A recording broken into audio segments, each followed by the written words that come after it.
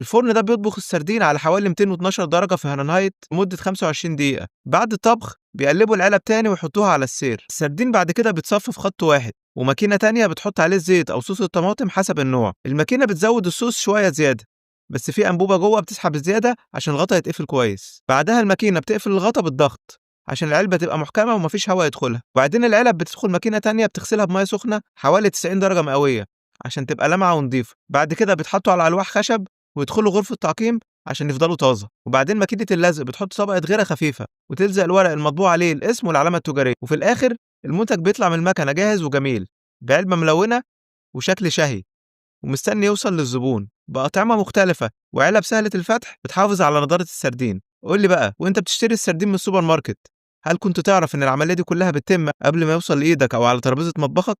وأخيرا لو عجبك الفيديو اضغط لايك وشير، وتابعني وانتظر مزيد. شكرا.